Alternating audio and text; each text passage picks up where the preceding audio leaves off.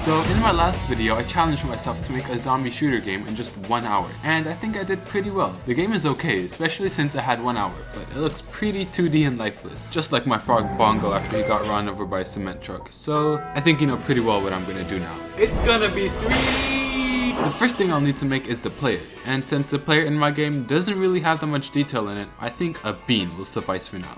Now, is it just me, or is this bean looking kinda thick? As you can see, I'm clearly trying to make this game as similar to the 2D version as possible, and I don't want to miss out on any vital details here. Oh, I'm also forgetting the arms of the player, just like in the 2D version. Now, I didn't really want to spend an hour creating some arms because I'm lazy, and I also don't know how to make 3D arms, so yeah, I just don't know how to model. I went onto Sketchfab and I found some cool arm models. Just look at these cool arm models. They make my own arms feel really limp and wimpy. Yo, this guy's insanely ripped, what the? Okay, now I just need to put these arms in my game. And it looked kinda weird, but just think how you would look if you had a body that was the same width as you were tall. So I shrink Lil Billy down his center, and there, he looks perfectly fine. Actually though, you won't even be able to see the bean in the game, so this is perfect for me to get away with pure laziness. Turn it off! No, you weren't supposed to see that clip, stop! Anyways, pretend like you didn't see that last clip, and now the player is perfect. Heck yeah! Okay, so it's really not a game without a level, so I have to make that real quick.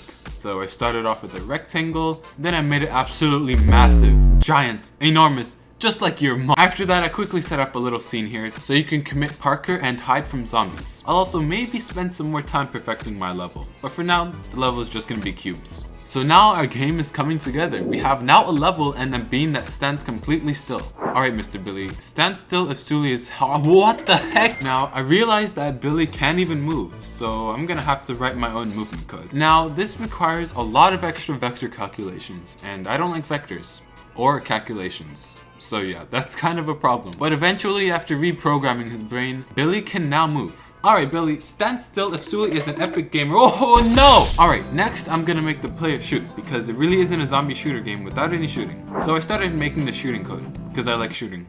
And it's my game, and I can do whatever I want. So what I have to do is send an invisible ray from the gun point called a raycast, making sure it only collides with certain layer calculating the hit direction so I can spawn a particle system using the look rotation function in the Unity which calculates the hit direction from my raycast. Boring! Shut up, nerd! Anyways, here's the line of code that took me 45 minutes to figure out.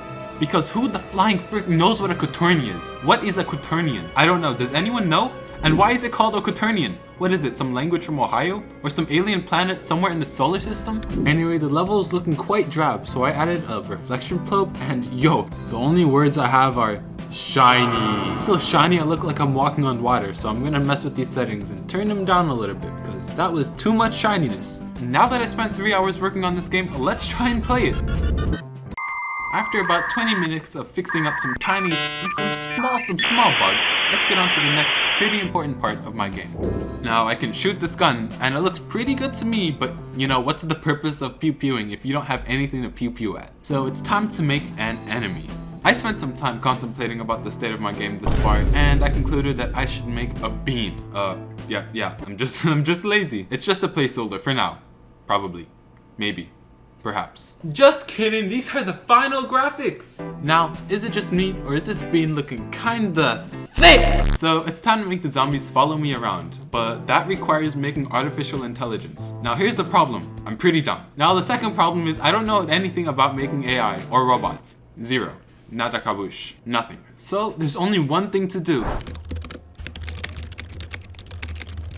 I think I found a pretty good tutorial on how to do this. Apparently, there's something called a navmess agent that allows you to make enemies move around in a level. So I started messing around with Unity's navmess agent system, which basically allows me to program the enemies to follow me around. I can also make the enemies move around the level and avoid things like slopes, cliffs, and even avoid itself. It's made exactly for me, no coding.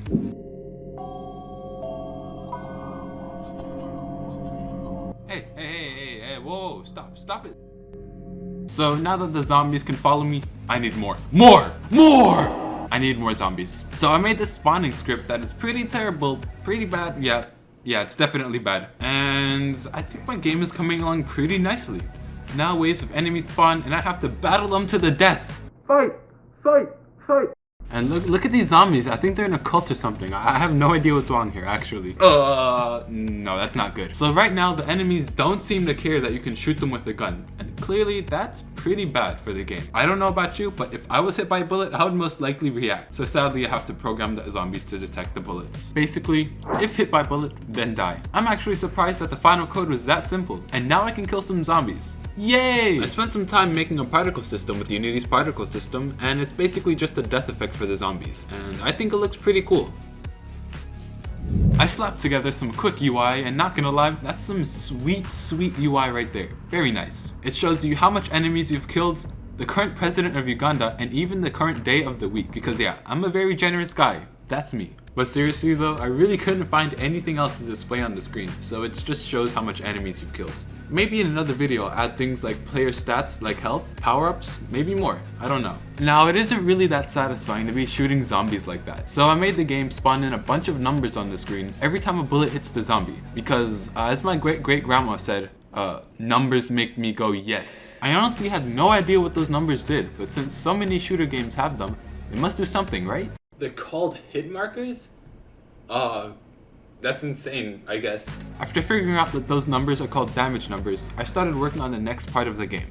Now, in the 2D version of my game, the zombies spawned in waves, so I had to rewrite my current spawning code, which wasn't too good to be honest, to spawn in waves. Just like in the 2D version, I made a way of easily spawning into different waves of enemies. So now I'm faced with hundreds of thousands. Wait, that's not right. No, stop it! Alright, let's give it up for some satisfying 3D zombie shooting gameplay. I think my zombie shooting game has improved pretty far since its humble 2D Scratch origins. And if you don't think so, then you can go away, leave. It's my video and you have to do what I tell you to do. I'm sure I can easily improve on this game somehow. Maybe adding in power-ups like in the 2D game, maybe some different weapons, because the pistol can kind of get boring. I don't want to sound like a YouTuber here, but leave a comment below to see which weapon you want me to add into the game. And if you want to, maybe even some other cool stuff. I wouldn't know. I'm not cool. Make sure to slap now if you disliked it, and make sure to slap like if you didn't. And also smash subscribe, because at 1 million subscribers, I'm doing a fingernail reveal, which you definitely don't want to miss. Anyways, thanks for watching this video, and if you want to see me make more videos like this, make sure to leave a comment in the like section, and if you aren't liked, subscribe to the channel.